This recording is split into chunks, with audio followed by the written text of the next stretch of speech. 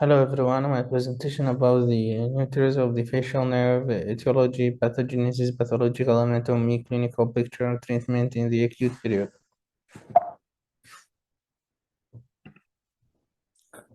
First of all, we will talk about the introduction of the neuritis of the facial nerve.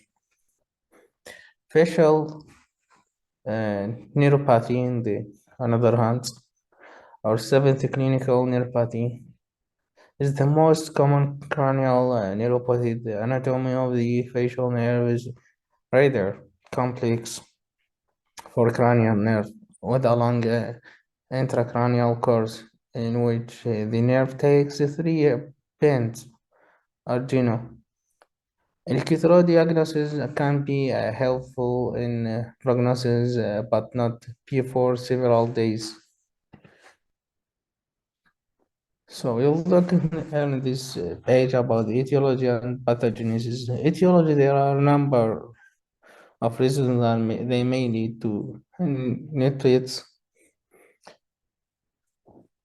Neuritis of the seventh nerve, the most important of which, first of all, idiopathic seventh nerve infection is responsible for more than 60% of nerve infections. Brain attack, neophyx, brain and facial injuries, oncology, viruses. Lyme disease is bacterial disease transmitted by ticks. Paralysis of the seventh nerve, congenital since birth, currently in Fox.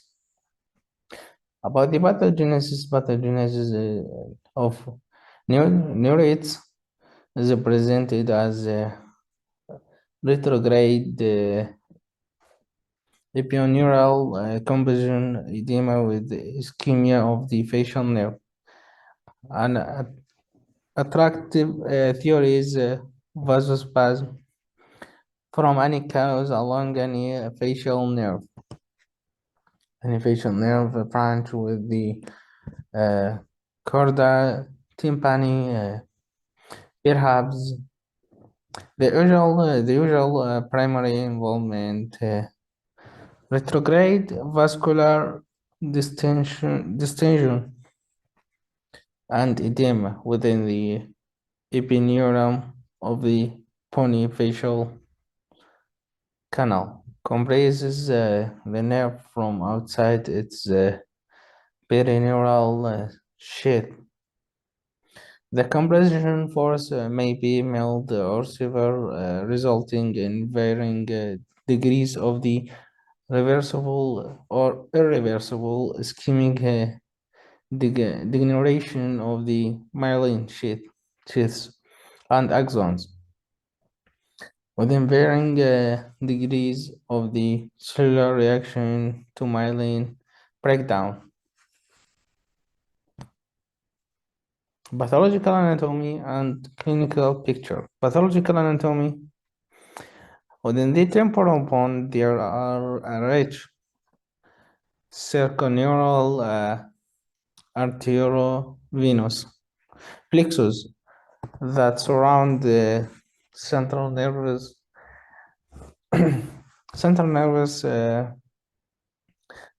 seventh nerve.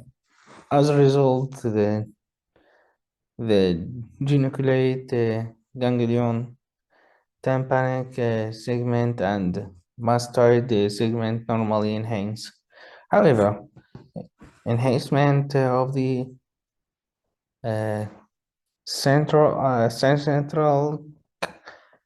canalicular or labyrinthine segment is generally pathologic in the absence of discrete mass, and infectious or inflammatory cause is likely the most common cause of acute facial nerve paralysis is known as pill palsy. The cause is unknown, although a possible association with the herpes simplex virus HCV1 has كيف been هذا الرطط؟ الخنمار. The majority of the cases are self-limited within symptoms. Clinical pictures. The symptoms of facial nerve neuritis depend on the location of the injury, the motor nucleus of the seven central nerves, and as a dorsal and ventral division that supply or the upper and lower face respectively. There are bilateral innervation of the dorsal division, but only contralateral innervation of the ventral division. Supranuclear lesions affect upper motor neurons proximal to the motor nucleus, is such locations as cerebral cortex, internal capsule, and cerebral peduncle. This results in the central facial nerve that affect the contralateral lower face, but spares the forehead and the brow muscles. Infranuclear lesions occur distal the facial nerve locus and produce a peripheral facial palsy affecting the ipsilateral upper and lower face. And the last we will talk about the treatment in the acute period.